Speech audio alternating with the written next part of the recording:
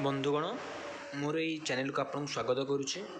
ओडिया कथा मन को छुई जाए।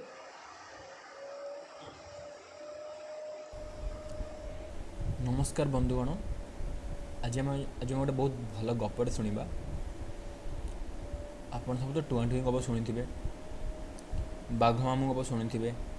बाघ जो कौनटा मांकड़ गप, मांकड़ टोपीवाला। तो आज आम कि नुआ गप शुणा। आउ सांग मैंने मुझे गोटे भल बढ़िया गपटे भी आनी। मोर मुझे गपटा अलरेडी भाविक रखी, से गपटा निश्चित कहबी आसुवा एपिसोड्रे। तो आज जो गपटा शुणा सेटा हूँ बाघ मामूर खटा खिया इच्छा।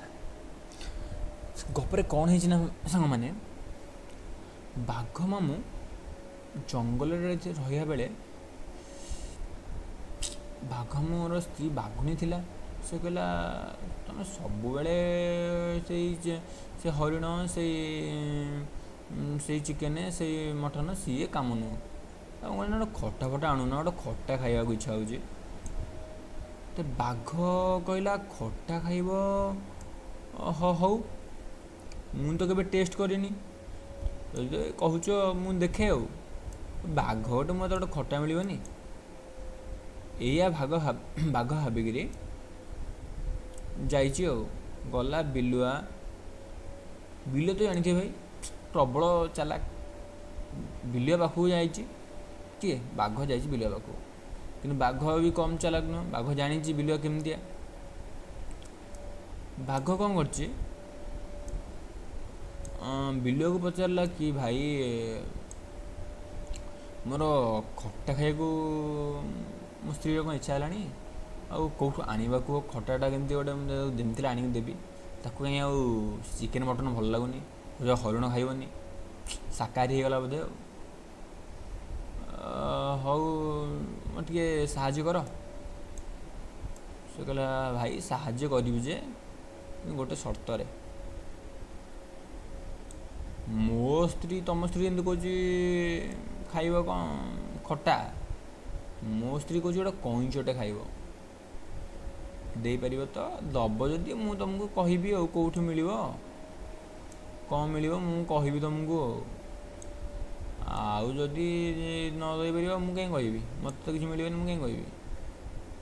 बाघ कहला अरे बहुत भल कथा है ये कौच गोटे कईंच पुणी गोटे कईंच कि कौटू आणिक दब। तापर बाघ मुंडे कहला हाँ हौ तू खटा देखे मु कईंच देखुच। गोटे नई भितर कौन है गोटे कईंचटे पहरुला। बाघ देखला गोटे कईंचटे भितर को जाऊँची आउची। से कईंचटा को कहला केम धरब केमतिया। जी जो राजा, बाघ सीना राजा जंगल रे पानी भितर कौन सी राजा कि। बाघ तो ठीक कला जे क्या ठीक कर माने जमीती गोटे उपाय करी कईंच को धरियार अच्छे। कईंच सी पानी पानी पानी भितर से खेल कर क्या कहला सी ठीक कला बग को। बग को कहले बग तो टिके मास धरिया लोक से कौन धरी पार। तर कहला ठीक अच्छे गोटे मीटिंग टे करिया। सी बग केते लोक बग 5-6टा को डाकिकी मीटिंग टे कला।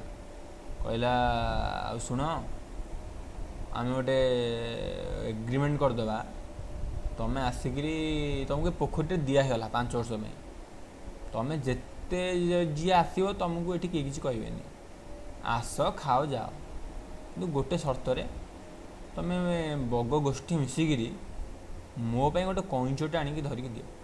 तुमको किसी कहूनी ये कईंचटे खाली देदेव माने तुमर ये पूरा 5 वर्ष में तुमको लीज दिगला। तुम पूरा 5 वर्ष फ्री ये तुमको कहीं तुम हाथ लगेनि। से माछरंगा भी आसिले से बुड़ीबनी।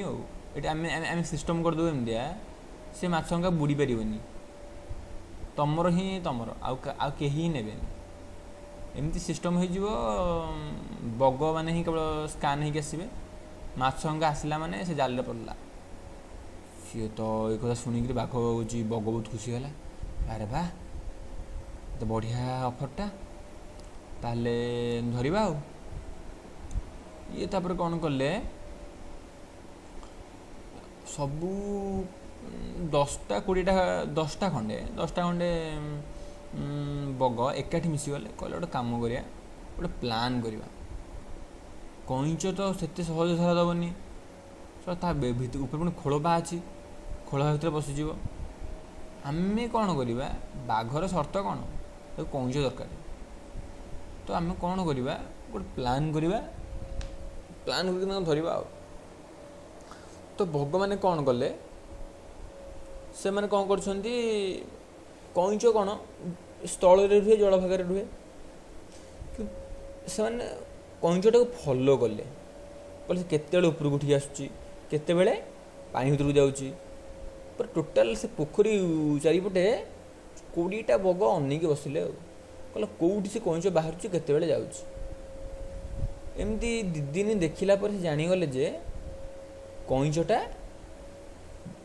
ବାହାରୁଛି ସନ୍ଧ୍ୟା 5ଟା ବେଳକୁ, ପୁଣି ବୁଲାବୁଲି କରିକିରି 5:30 ବେଳକୁ ପୁଣି ପାଣି ଭିତରେ ରହୁଛି। ସେ କହିଲା ବାଃ ବଢ଼ିଆ ଟାଇମ୍ଟା ଆଉ। ଗଲେ ଆଉ କହିଲେ ବାଘ ଭାଇ ଆମେ ଜାଣିଗଲୁ କଇଁଚ କେତେବେଳେ ବାହାରୁଛି, ଆଉ ତୁମକୁ ଆମେ ଦେଖେଇଦେବୁ ଆଉ। କହିଲା ଆରେ ହଉ ଭଲ କଥା ହେଲା। ଇଏ 5ଟା ବେଳଟା କିଏ ଆଣିଲେ, ବାଘ ଦେଖିଲା ବାହାରିଲା କଇଁଚ ବାହାରିକି ଗଲା। ତାର କ'ଣ କାମ ଥିଲା କଇଁଚର, କଇଁଚ ବାହାରିକି ଏମିତି ଯାଇଛି ଜଷ୍ଟ, ବାଘ ମାଡ଼ି ବସିଲା ଆଉ।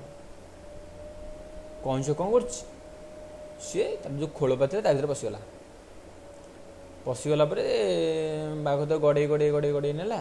କହିଲା ଗଲା ତମ ପୋଖରୀଟା ତମର। ସେ କଇଁଚଟା ଗଡ଼େଇ ବିଲୁଆ ପାଖକୁ ନେଲା। କହିଲା ଆରେ ବିଲୁଆ ଧ, ମୁଁ କଇଁଚ ଆଣିଛି ତୋ ପାଇଁ, ଏବେ ଖଟାଟା ମୋତେ ମିଳୁ।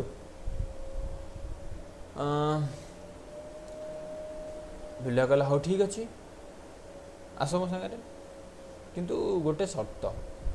କହିଲା ପୁଣି କେଉଁ କଥା ହେଲା, ତୋ ପାଖକୁ ତ ମୁଁ ଏତେ କଷ୍ଟରେ ଆଣିକି ଆସିଲି କଇଁଚ, ମୁଁ ତ ସର୍ତ୍ତ କିଛି କହିନଥିଲି, ତୁ କହୁଛୁ କ'ଣ ଗୋଟେ ସର୍ତ୍ତ, ହଉ କହ।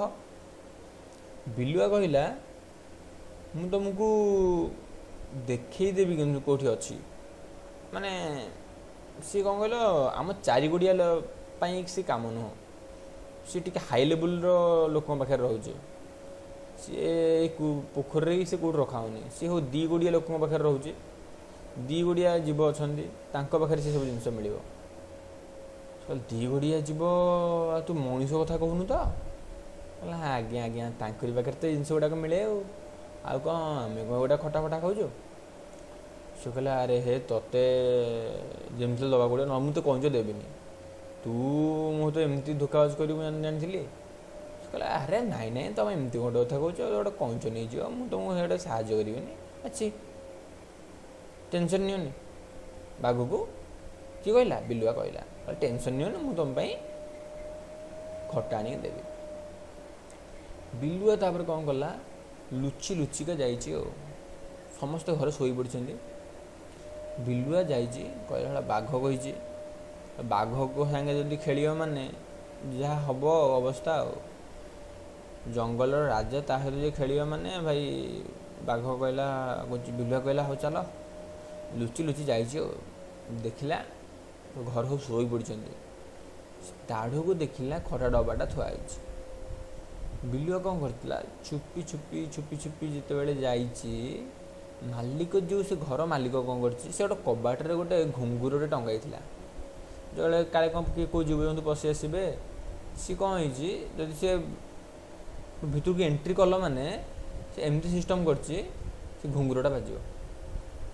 ସେ ସୂତା କ'ଣ ଲଗେଇଛି କି କ'ଣ କରିଛି, ସେ ଯେମିତି ପଶିଛି, ବିଲୁଆ ଏଣ୍ଟ୍ରି କରିଛି ଘର ଭିତରେ, ଘୁଙ୍ଗୁର ବାଜିଲା ଆଉ। ମାଲିକ ଉଠିଗଲା ସେଥିପାଇଁରୁ। ମାଲିକ ଉଠିକି ଏମିତି ଟିକେ ଆଖି ମାରିକି ଦେଖିଲା ବିଲୁଆଟା ଆଉ। ସେ କିଛି କହିଲାନି, କହିଲା ବିଲୁଆଟା ଆସୁ।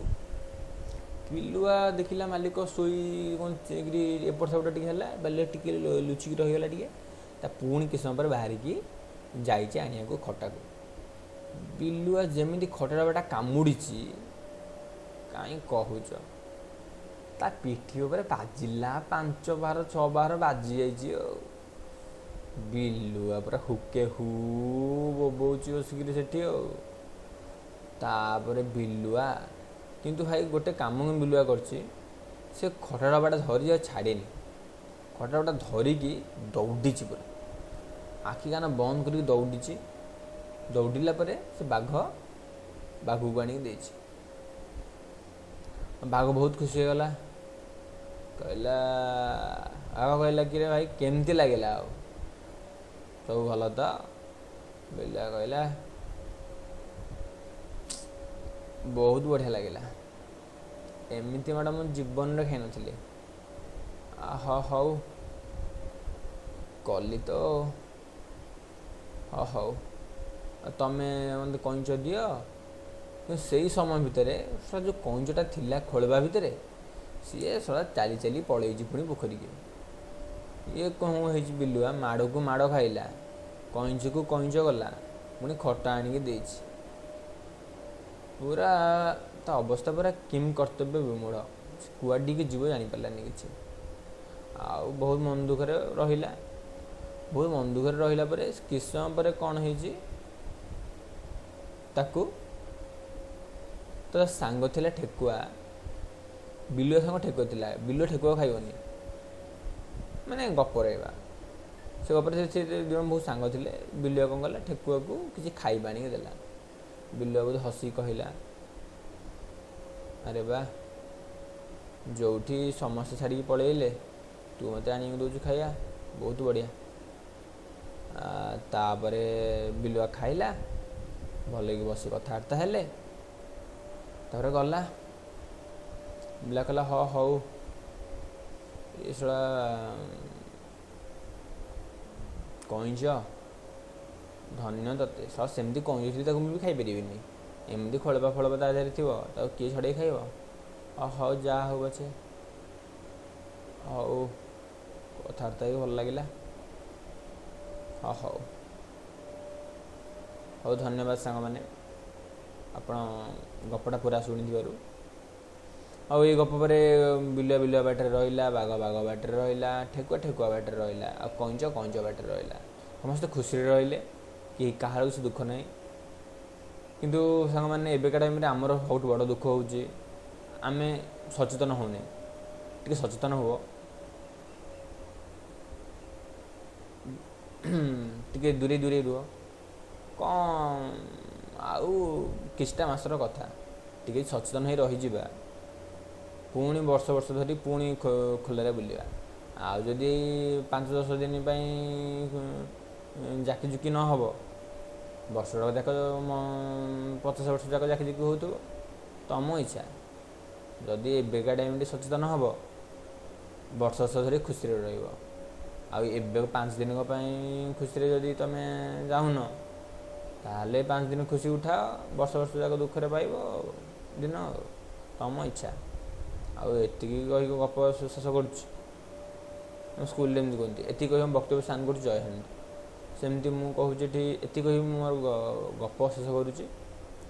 ଆଉ ସେମାନେ ଜୟ ଜଗନ୍ନାଥ। ପୁଣି ଦେଖାହେବ ନେକ୍ସଟ ଏପିସୋଡ଼ରେ ଆଉ ଗୋଟେ ଗପକୁ ନେଇ। ଧନ୍ୟବାଦ।